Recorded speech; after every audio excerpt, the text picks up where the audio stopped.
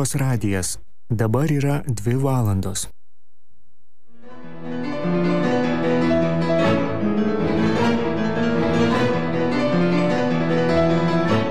Laida Akademija.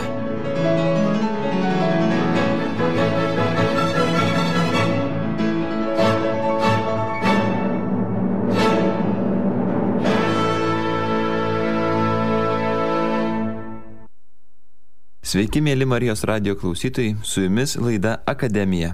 Ir šiandien, ne taip kaip įprasta, girdite ne Beno Ulevičiaus ar Valdo Mackelos balsą, o su jumis laidoje aš Gintas Petkevičius, Katalikų teologijos fakulteto studentas. Labai paradoksalu, kad šiandien laidoje kalbinsiu viešnią filosofijos mokslų daktarę Bronę Gudaitytę, garbė Jėzui Kristui. Per amžius amen, Gintai. Ir mes abudu esame Marijos radijai visai kitų laidų atstovai. Aš iš Naujo Gyriaus čia atšuoliavau į akademiją tam, kad pakalbinti iš dvasinės ekologijos laidos vedėją Bronę Gudaitytę.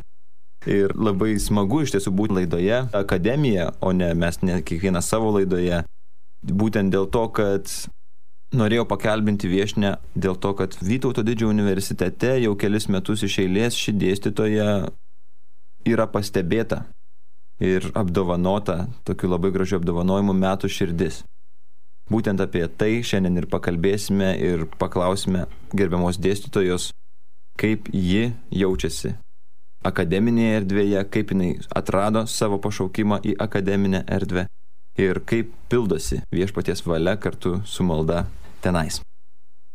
Taigi, man labai įdomi jūsų asmenybė vien dėl to, kad jūsų kelias buvo netoks ir tiesus, ne iš karto, kad visi sako, nuo vaikystės turbūt žinojau, čia filosofija, čia tas. Gal tas žinojimas kažkur tai giliai širdyje ir yra, bet šiek tiek papasakokite, juk pradėjote nuo muzikės. Man kaip Naujo Gyriaus laidos atstovui iš tiesų įdomu, kad muzika kažkaip atvedė jūs iki čionais. Nu, taip. Ačiū, Gintai, tikrai pirmiausiai už pakvietimą ir labai paradoksalus dalykas, kad esu čia. Tikrai nei planavom, nei galvojom apie tai, tiesiog savaime esam čia ir kalbamės dabar apie tai, kas man pačiai kelia didelę nuostabą, jau vien tikrai tiek keletas metų, kai gaunu tuos apdovanojimus, nors nesijaučiu jų verta. Ir pastebiu, kad Dievas kažkaip apdovanoja tada, kai tu nori viską daryti dėl jo garbės, dėl žmonių gėrio. Ir suvokiu, kad tai tiesiog ne mano pastangomis. Ir kad Dievas veda žmogų per gyvenimą savo keliu, savais keliais. Irgi labai įdomiai, aš manau, kad ir tu, Gintai, jeigu taip galima kreiptis, nes esi mano studentas ir tikrai labai miela, kad mes čia kalbame. Kad irgi gal po kiek metų, kai sulauksi mano amžiaus, galėsi tada aiškiau pamatyti, kaip gražiai Dievas veda per gyvenimą, jeigu tikrai nori tarnauti jam. Ir šioje vietoje turėčiau padėkoti daugybei savo gyvenime žmonių, kurie būtent mane nukreipė tokiu keliu ir dažnai man primindavo, kad Dievas turi būti svarbiausia ir nežinau, Dievas duoda pašaukimą ir Dievas duoda įkvėpimą ir kažkaip parodo tas priemonės, tuos dalykus, kuriais tu geriausiai galbūt gali tarnauti jam. Ir jeigu taip prisimint savo muzikos kelią ir vaikystę, tai turėčiau sakyti, kad tiesiog tėvams labai ačiū, kad ir mane, ir mano broliai tėvai kažkaip nuvedė į muzikos mokyklą ir aš įstojau ten net pati nežinodama, nei ko aš ten grosiu, nei kas aš ten būsiu, bet labai kantriai nešiau šitą jungą, kaip aš įsivaizdavau, nes visi vaikai vasarą bėgiodavo, man liepdavo kiekvieną dieną imt smuiką ir išgrot visus dalykus, kurie man yra užduoti ir kažkaip, buvau įpratinta šventai vykdyti pareigas ir galvodavau, girdžiu, vaikai šūkalioja ir aš norėčiau ten su jais bėgioti, bet ir kodėl čia taip galvodavo man. Bet paskui Dievas matyt žino ir valią grūdina ir pati muzika kažkaip veikia ir pradedi rinktis galbūt tada ne tuos dalykus, kuriuos renkasi gatvėje bėgiojantys nuo ryto iki vakaro vaikai. Ir jau paaugus matai, kad galbūt ir tu draugus renkiesi kitus, tiesiog jie atsiranda visai kiti šalia tavęs. Na ir žinoma, kad susikloščius tokiai gyvenimo sąlygoms irgi jie turi tam tikrą poveikį, kad mano tėvai irgi jaunystėje vaikus kažkaip vesdavosi mane su broliu į bažnyčią ir ten irgi atsirado tokių žmonių, kurie ėmė rūpintis mano dvasiniu keliu ir būtent aš jiems turiu labai dėkoti už tai. Ir gal dabar nevardinsiu tų savo mokytojų, bet visada turėdavau kažkokius mokytojus žemiškus, žmonės mokytojus, kurie man nurodydavo tą kryptį. Ir vat vien pasiruošimas pirmai komunijai mane labai skatino pradėti ieškoti Dievo. Ir visada turėjau tą idėją, kaip jį surasti, kaip su juo susipažinti. Ir sakyčiau, iki dabar jinai yra.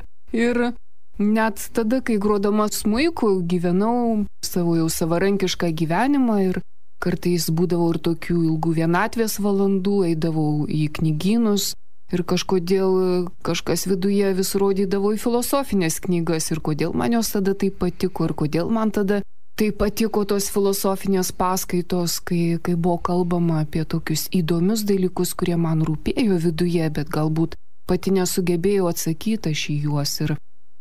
Ir va tada, kai tikrai galvojau, kad aš būsiu ne kas kita kaip smuikininkė, vis dėlto netapau ją. Negaliu sakyti, kad muzika mane paliko, ne, jinai mane lydi visą gyvenimą. Bet apie filosofiją aš svajojau, aš nežinau, kad šito dalyko galima studijuoti.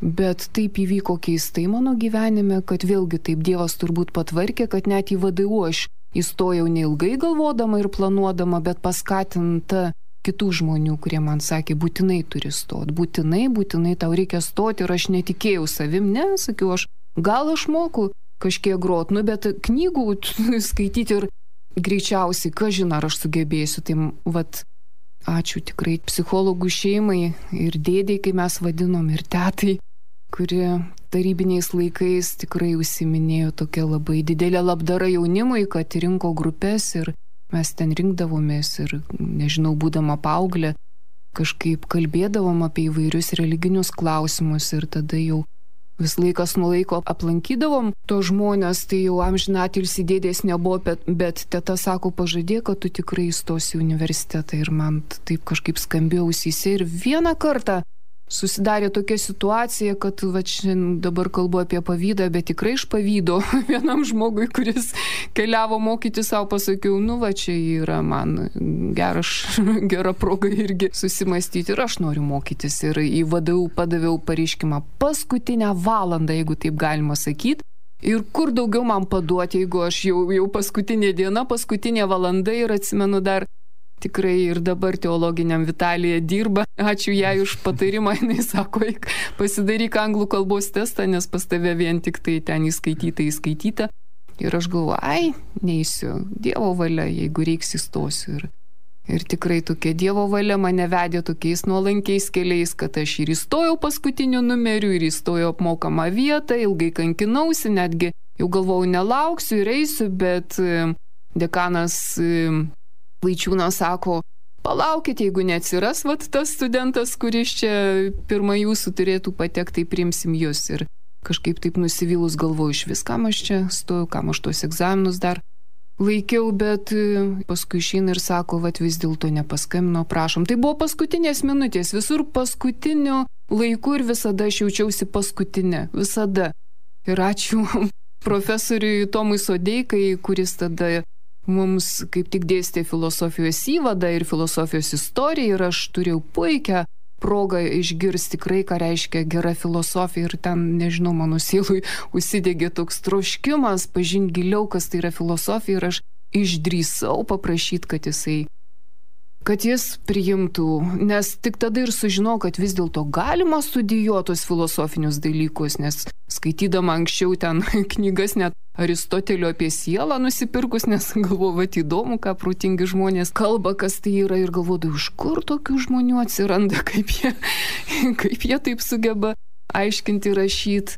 Tai ir aš galvoju, kad be Dievo valios ir be jo piršto tikrai neatsidūriau ir VDU ir jis mane visada laikė tokiam dideliam nuolankume ir kuriam ir dabar lanko. Tikrai aš žinau, kad visi filosofijos katedros dėstytojai daug labiau už mane išmano ir filosofiją, ir daug gabesni šiam dalykui, bet vis dėlto esu ir aš ten maišausi tarp jų. Bet nežinau, kodėl taip yra, kad mano filosofija greičiausiai labai teologiška, nes ir stojau į teologiją, nes tada galvau, kur daugiau aš galiu paduoti tą pareiškimą. Tai vienintelis dalykas, kur galiu iš bendro išsilavinimo kažką parašyti gal. Iš vieno dėstytojo esu girdėjęs irgi labai panašų liudimą. Sako, žinai, sako, filosofijos fakultete manęs nepriima, nes sako, tu labai teologiškas, o teologijos fakultete manęs nepriima, sako, tu čia jau filosofuoji. Sako, liūdnai, žinai. Bet vat jūs patraukė filosofiją, vat gili mintis, ar ne? Bet kaip supratot, kad jūs tą auditoriją, kuriai grojate smuiku, iškeisti auditoriją, kuriai sakote, kuriai kalbate, kad kaip prasidėjo kaip dėstytojos karjera? Gintai, čia viskas savaime, kaip pas Dievą visi dalykai vyksta savaime. Tikrai aš negalvau, kad aš negrosiu smuiko, aš jį turiu ir labai jo pasilgstu ir aš bijau dabar atsidaryti tą futliarą, nes galbūt jis ten jau iširęs. tai tiesiog savaime viskas buvo, nes atėjo laikas, kai aš tikrai turėjau rimčiau atsidėti knygoms, atsidėti mokslui. Ir tikrai ačiū profesoriui Sodeikai, kad priėmė į mažą būrelį, mes buvom tik 6 ir negalėjai ten šiaip ateiti tas paskaitas. Ir tikrai aš net pirmam kursė, ten į 3 kursį žiūrėjau kaip į dievus, kokius man atrodė su jais kalbėtis reikia kaip su profesoriais, ten gal net ir kažkokius ten gerbiamas žodelius pridėti. Nes man atrodė, tai, kad aš čia tik tai baigčiau tą pirmą kursą, atrodo, vajai, koks čia pasiekimas, o paskui tikrai nejučia ir pakvietė stoti į magistrantūrą, nes pati man atrodė, kad ne man čia magistrantūra ir tikrai buvau pakviesta stoti ir doktorantūrą, nes irgi taip galvojau, ne man, tikrai visada yra vertesnių. Ir dabar taip pat galvoju, ačiū Dievui, kad irgi savaime čia patekau į Marijos radiją. Tai čia ačiū tikrai vyskupui Kęstučiui Kėvalui, kuris tada buvo Marijos radijo direktorius ir jisai kažkaip atėjo į vieną mano paskaitą, o tos paskaitos irgi prasidėjo nuo nulio, nuo nieko, nes tiesiog aš sutikau skaityti, kažką tokius pokalbius vesti tretininkams ir tada atsirado kažkaip daugiau žmonių ir tie žmonės mane pakvietė. Tai dabartinė Marijos radijo administratorė Staselė tada pakvietė į teatro klubą paskaitytų paskaitų ir tiesiog aš niekada nesijaučiu, kad aš esu net tinkama tam dalykui, bet kažkaip visada bandau išlaikyti tą tokią mintį, kad reikia dalintis, kuo turi. Ir ta mintis gimė jinai, kai disertaciją apsigyniau ir tikrai įdama galvau, nes ir namuose sako, pažiūrėsim, ką jau tu čia dabar dirbsi, šitokį diplomą gavai. Ir tokia lyg atsakomybė ir atrodo, ką dirbau, tą dirbsiu. Ir taip keistai tie reikalai susiklostė, kad aš mintyse, turėjau tokių planų tikrai ir eit pas tą patį profesorių Sodeiką prašyti, bet atsisakiau šitos idėjos vardan kitos kartu apsigynusios studentės, nes, kaip jinai sakė, greičiausiai priims vieną, ir galvoju, tebūnie. Tai tada Dievui pasakiau, aš pati niekur neisiu ir kur tu mane pakviesi, ten aš ir eisiu. Ir paradoksas, kai šiandien kalbomis mane pakvietė labai tokį keistą dalyką, nes sekmadienį nuėjau bažnyčią ir mane pakvietė eit vargoninkauti į tokį tikrai kaimuką, kurio pavadinimas yra Margininkai. O priežastis buvo tokia, vargonininkė, kuri tikrai ir teatre smuiku kaip tik grojo. Jinai tiesiog pasakė, jai yra per didelės, tiesiog nenaudinga važinėti į tą vietą, tai tada gal jūs galėtumėt, nes keitėsi klebonai, puikiai proga pasikeisti ir tiems, kurie prie vargonų sėdi. O tuo momentu aš pagalvojau, tai jeigu jai nenaudinga, tai ir man nenaudinga. Bet iš karto širdį mano tas pažadas, o ką pažadėjai, ką sakei Dievui, kas pirmas ir kur pakvies, ten ir eisi. Ir sakau, gerai, tada einu čia.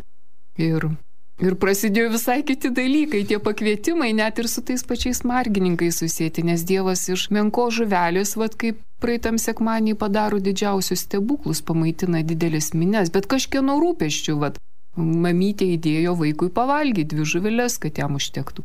Tai va čia, jeigu tu sutinki ten, kur niekas nenori, nenaudinga, tai yra visiškai nenaudingi dalykai ir matai, kad Dievas daro stebuklus ir priešingai, ten, kur aš lygiai taip pat dantim ir nagais į save kažką bandžiau plėšti ir traukti, aš pamačiau, kad tai yra didelis praradimas, tiek dvasinis, net ir draugus gali prarasti.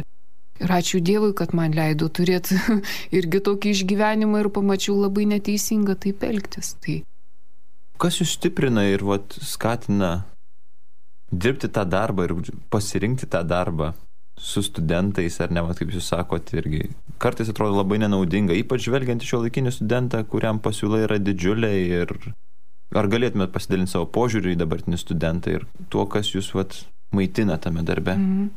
Tikrai galiu ir labai noriu, nes dabartiniai studentai yra nuostabus studentai, tikrai aš tą galiu pasakyti ir jie yra mano mokytojai ir tikrai aš visada jiems pasakau, jūs man nesat numeriai, jūs man nesat daiktai, jūs man esat tie žmonės, su kuriais aš noriu bendrauti, dalintis, kad ir menkais dalykais ir aš jums greičiausiai nieko labai daug nesugebėsiu pasakyti, bet aš noriu jumise uždegti tokią pačią meilę galbūt, kai dėstau filosofiją, kurią aš jai turiu. Ir kad tikrai mano vienintelis troškimas yra kažkaip juos uždegti, tai kad jie patys atrastų esminius dalykus, kurie jau yra juose. Ir galbūt kalbėdama apie juos savo tokia netobula kalba ir netobulais ten metodais, bet tikrai nesiekiu nieko jų išmokinti, bet jie viską turi savyje. Ir aš pastebiu jų degančias akis tada, kai kalbė apie įvairius dalykus ir pamatai juose degančią dvasią ir tai mane pačią uždega dar labiau. Tai tikrai aš esu labai netobula filosofija ta prasme, kad į filosofiją žiūriu tikrai ne kaip į kažkokį griežtą mokslą, ne kaip į kažkokius metodus ar apie kažkokį gebėjimą kažką pasakyti, esminius dalykus arba ten juos kažkaip iššifruoti. Tikrai nežiūriu į mokslą kaip į tokį objektyvų mokslą, kuris sugeba ten atskleisti dalykuose esmės, bet aš žiūriu į mokslą kaip į tokią gyvą išmintį, kuri gali ateiti per filosofiją ir kuri paliečia labai asmeniškai, labai atskleisdama įvairias prasmes, nereikšmes, kurias irgi filosofija sugeba parodyti, bet prasmes, kurios kalba labai asmeniškų būdų ir individualiai.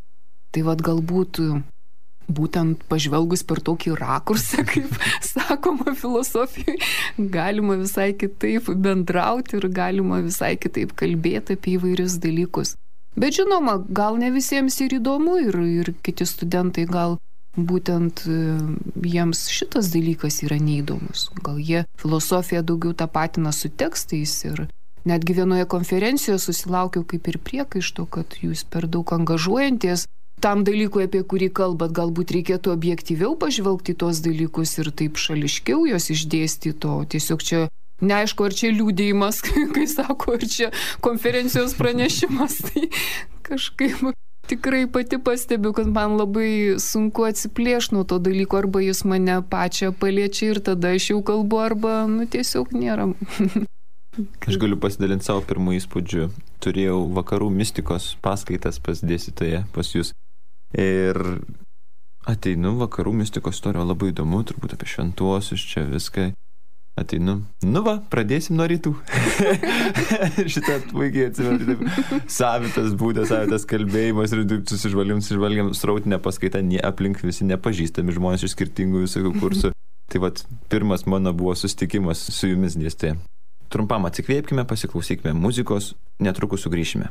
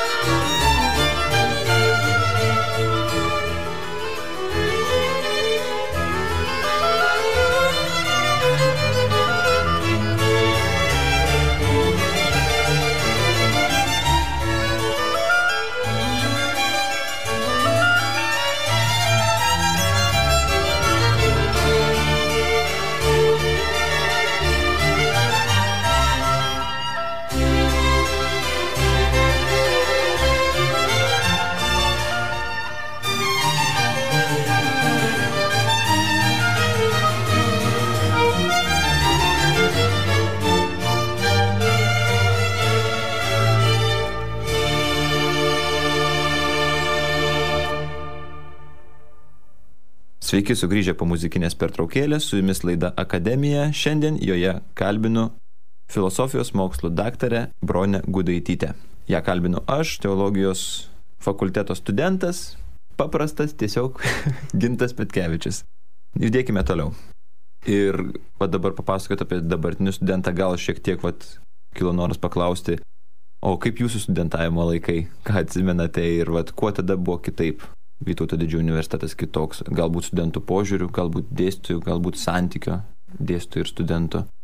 Dabar jis pakankamai betarpiškas, aš pats esu dar ir kitam universitete studijavęs ir Vytauto Didžiojo universitetas būtent pasižymi tuo betarpiškumu, kad iš daug dėstytojų jaučiasi būtent toks požiūris, kad čia nenumeris, čia neruošiamės dar vieno statistinio vieneto, kuris pabaigęs turi diplomą, bet čia yra asmenys. Taip. Kaip jūsų būdavo laikais, ką jūs atsimenate, galbūt kažką smagaus labai iš? Na taip, Gintai, tikrai aš turiu pripažinti, kad būtent šitą betarpiškumą aš ir gavau iš savo studijų laikotarpio, kai pirmiausiai mus žiūrėjo kaip į žmonės, į asmenis. Ir visas, aš nežinau, tuometiniai Tomo Sodeiko vadovaujamoje filosofijos katedroje būtent buvo tokia dvasia. Ir jis pats buvo ten kaip tėvas, mes visi taip sakydavom. Ir jautėm tą dvasią, kad tai yra didelis rūpestis pirmiausiai mumis pačiais kaip studentais. Ir tada tiesiog labai buvo gera ten studijuoti, nes buvo rodomas irgi kelias, būtent paremtas tokiais giliais dvasiniais dalykais.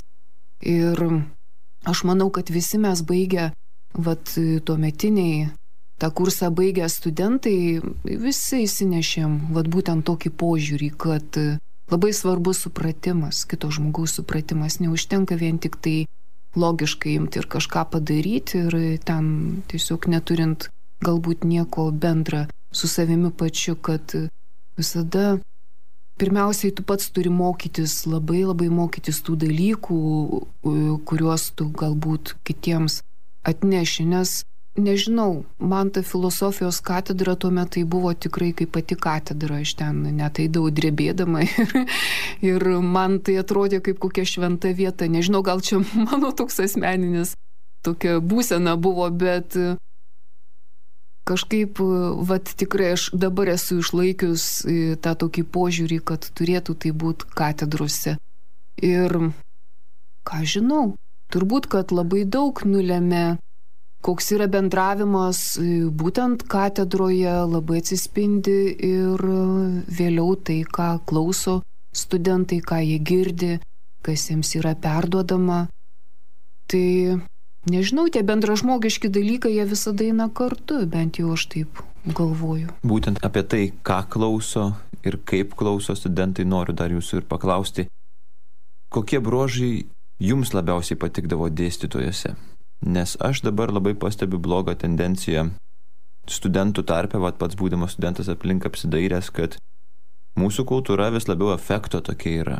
Reikia vis labiau šou, ar ne? Ir vis mažiau yra vertinami tokie dėstytojai, kurie ateina į paskaitą ir ramiu veidu perlus mėto, tik tai susikaupk ir klausyk, atrodo, žinai, ir išeini po paskaitos ir girdi, ai nuobodu, ai čia neparodė, čia tikimasi kažkokio šou, kažkokių tai ferverkų, ar ne?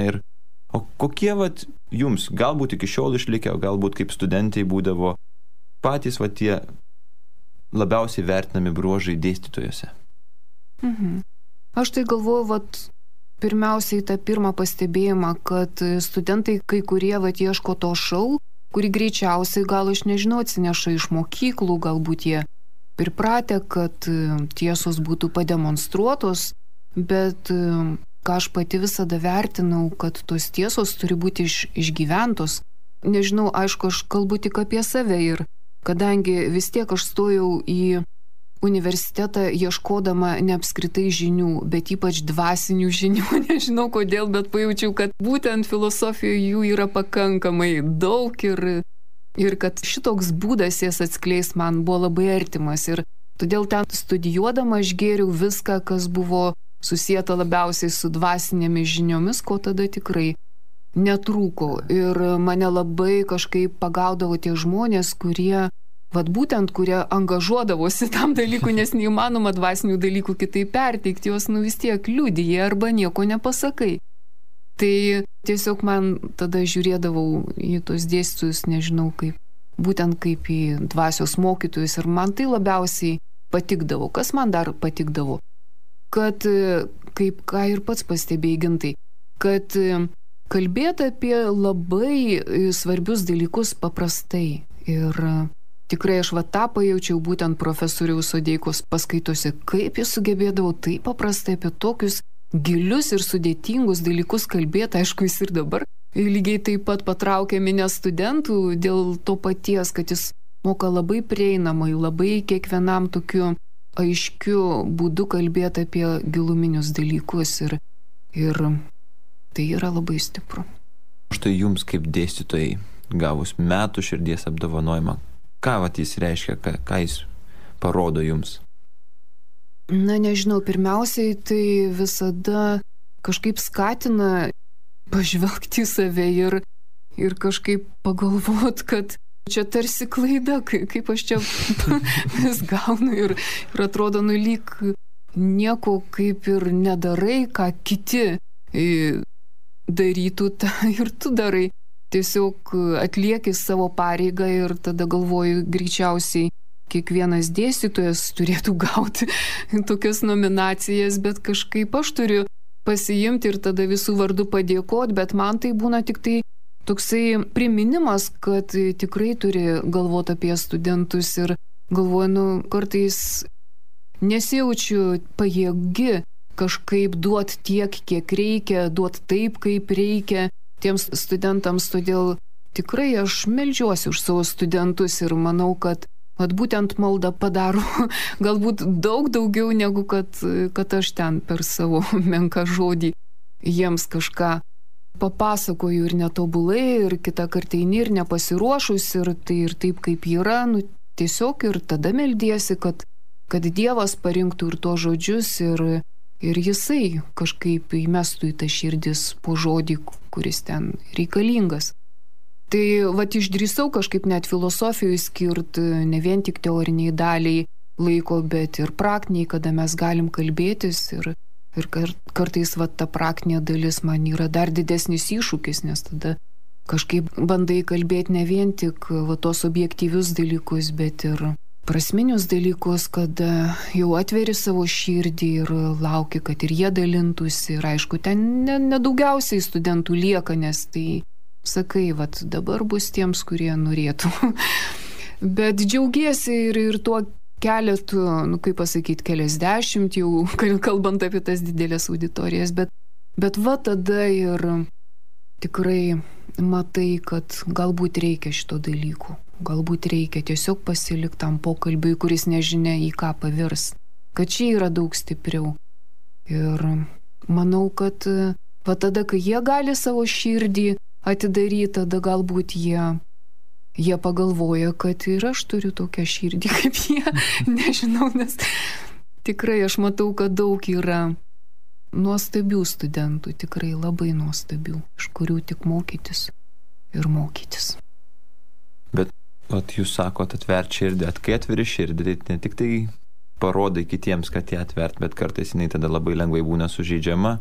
Irgi vis tiek tai grūdinanti turbūt patirtis. Ir būtent apie maldą ir Dievo pagalbą, kaip dėstytojai, apie maldos svarbą. Gal galėtumėt šiek tiek papasakoti savo tokį ritmuką, kuriuo judate akademinėje erdvėje kartu su Dievu.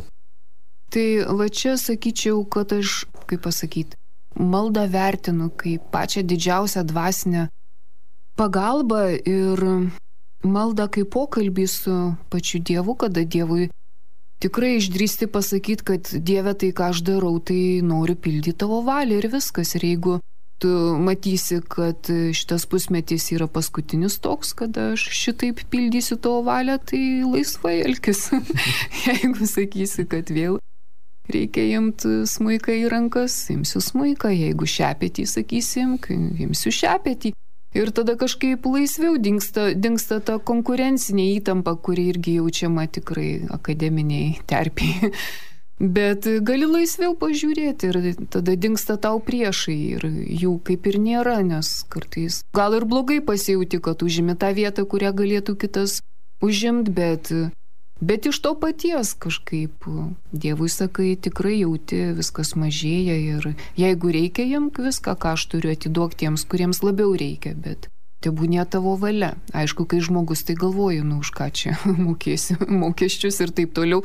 Bet žinai, kad jeigu nuoširdžiai paukoji Dievui savo darbą, būtent pirmiausiai tokiu aspektu, kad nebijau jo prarast, tai matai, kad, aš nežinau, aš bijau taip garsiai net pasakyti, bet, kad jo tik daugėja, nemažėja. Ir tada net kaip ir kaltai jautiesi, kad daugėja tau, galbūt mažėja tiems, kurie labiau jo norėtų, bet esi pasiruošus visada jį visą atiduoti iki galo tiems, kuriems reikia. Ir tada šitas nebijojimas irgi tavo viduje kažkaip padaro tokį perversmą. Nes jeigu aš bijočiau praras savo darbą, tai būtų labai dideli vidiniai spazmai. Aš tada bijočiau, kad aš net laikysiu kažkokios konkurencinės tokios kovos.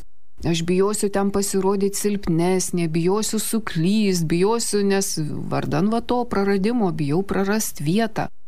Bet kai aš jos nebijau prarast, tai tada ateina toks kitas momentas. Vadinasi, šitas darbas man yra visai su kita misija susietas.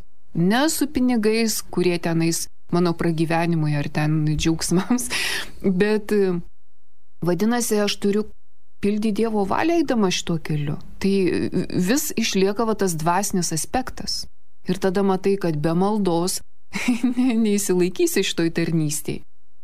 Būtent be pasitikėjimo kažkuo, kad tikrai žinai, kad net ir be šito darbo manim bus pasirūpinta, kad tai ne mano valiai, šitas darbas ne mano valiai ir šito darbo nebuvimas. Taip. Būtent. Tai labai gera girdėti tokią pasiaukojančią Dievui atsidavusią širdį. Ir tikrai žinau, kad pagrobėme vieną laidelę iš teologijos fakulteto dekano Benaulevičiaus ir jisai tikrai norėtų, kad užduočiau šį klausimą. Pirmi metai dėstytoja, kaip jūs dėstote teologijos fakultete, kokie įspūdžiai? Pirmiausia, tai pagalvojau taip viduje, ir išsipildė mano troškimas, nes tikrai yra labai, labai gera dirbti toje aplinkoje, kur tikrai gali sakyti žodžius tuos, kurie bus 100% priimti. Tai yra labai daug. Nes tikrai, kai tu sakai žodžius, iš kurių daug kas gali, kaip žmogiškai tariant, pasišaipyti, juoktis, nes daugam tai yra nesąmonė, todėl sakau, nepykit, jūs pamatysit mano poziciją, bet tai bus galimybė jums pasitikrinti savo poziciją ir jūs galėsit dar labiau ją pasidomėti. Tai nepykit ant manęs, vis tiek aš tiesiog paliudysiu ir savo vidinį gyvenimą, ne tik tai kalbėsim apie tam tikras temas. Tai šia prasme, kažkada dirbau Stasio Šalkauskio kolegijoje, kurie užsidarė vardan teologinio ir tikrai ten irgi buvo didelis džiaugsmas dirbti, nes ten buvo viena dvasia. Tu ateini ir tu nebėjai dalintis, tu tiesiog kaip puotauji. Tai yra susirinkę žmonės, kurie valgo tą patį maistą, galima taip sakyti.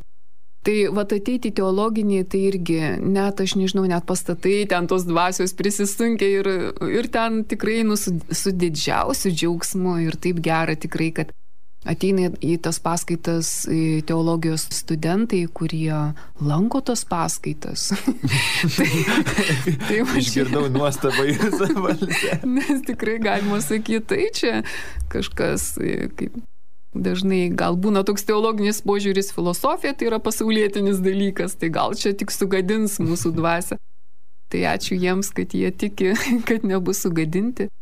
Ir tikrai ateina, dalyvauja, kalbamės, nežinau, pirmi metai, bet nežinau, tik tai pats dalykas, aišku, teologijos 2 kurso studentai, o filosofijos 4, tai galima sakyti, per dvasinę prizmę pažiūrėjus, gal Dievas mato, kad 2 kurso teologijos studentai labiau pasiruošę girdėti šitą dalyką, negu kad 4 kurso filosofijos studentai, toks keistas derinys. Ir kitas toks pastebėjimas, kad tikrai tokiu metu, tada, kai reikia rašyti bakalaurinius darbus, filosofijos studentai labai dažnai neturi galimybės tiesiog taip intensyviai dalyvauti tose paskaitose, tai gal irgi tada antro kurso studentai kažkaip išlaisvėja, jie tampa labiau drąsūs. Nežinau, tikrai ta pirmas pusmetis, kai šitą dalyką dėstau būtent teologijos fakultete, bet labai aš jo džiaugiuosi ir ačiū Dievui ir Benui Levičiui, nežinau, kad turiu tą galimybę bendrauti ir džiaugiuosi, bet tiek galiu pasakyti. Labai gera girdėti. Mūsų laidos laikas jau šiek tiek juda į pabaigą ir norėčiau, kad tartumėte žodelį besiklausantiems studentams teologijos, filosofijos, Vytauto Didžiojo universiteto ir visiems studentams apskritai, iš dėstytojos, gal tokios, kaip sakot, labai angažuotos dėstytojos pozicijos, kuri būtent tuo, ką gyvena, tą ir moko, o tą, ką moko, negali tuo negyventi. Tai nežinau, Gintai, tikrai pati tai aš filosofiją suprantu kai meilė išminčiai, bet aš manau, kad ir teologija prisideda prie to paties, irgi ieško tų pačių dalykų. Kitų būdų, kitų kelių ir aš galvoju, kad nesvarbu, ką jūs studijuojat, mėly studentai, visiškai nesvarbu. Verslą ten, kokius ten ekonomiką, nežinau, informatiką, visiškai nesvarbu. Gamtos mokslus, kur tikrai labai daug dvasingų studentų jų tarpe. Visiškai nesvarbu ką, bet tikrai aš palinkėsiu, kad jūs ieškotumėte tai, kas jums svarbiausia, kad ne tų madingų išorinių dalykų siektumėt, ne tų dalykų, kurie jums tokia išorinę naudą neša, bet ieškokit tų esminių dalykų, kurie jūs atskleidžia kaip žmonės, o jūs kaip žmonės labiausiai atskleidžia tarnavimas kitiems žmonėms. Taigi visada galvokit, nesvarbu, ką studijuoju, bet kaip aš galėčiau pasitarnauti kitiems. Čia yra didelė laimė. Jeigu nori būti laimingas, laimę neš kitiems, o tuomet jį paslaptingai grįžta mums patiems. Nebijokime tarnauti, tikrai čia yra didelė, didelė laimė. Labai ačiū Jums, dėstytoja, už šį pokalbį, už šitą liudijimą, tikrai už tokią pasiaukojančią širdį, kuri atvirai priima ir atvirai atiduoda viską, kas iš Dievo. Ir manau, kaip ir Jūs pati sakėt, kad nesvarbu, kur žmogus yra, ar ne, jeigu jis pamato versmę ir nepasitenkina, ieško šaltinio, prieis tą patį. Ar filosofija, ar teologija, ar fizika galų gale, vis tiek atsimušti Dievo valią, mylinčio Dievo, gėrio, tiesos šaltinį, būtent, į kurį mes, tikiu, einame visi to mokslo keliu net keidami. Ačiū Jums už laidą. Ačiū Jums už Jūsų paskaitas ir tikrai už Jūsų tokią širdį. Dėkui, kad klausėt, mėly Marijos radijo klausytojai. Tikiuosi, šis pokalbis Jums buvo toks pat malonus, kaip ir mums čia kartu sėdint. Tiesiog paprastas laikas, kaip ir sakė, nežinia, kaip mes čia atsidūrėm. Tai su Dievu. Tegul būna šlovė Dievui per šitą laidą. Garbė Jėzui Kristui. Per amžius amen.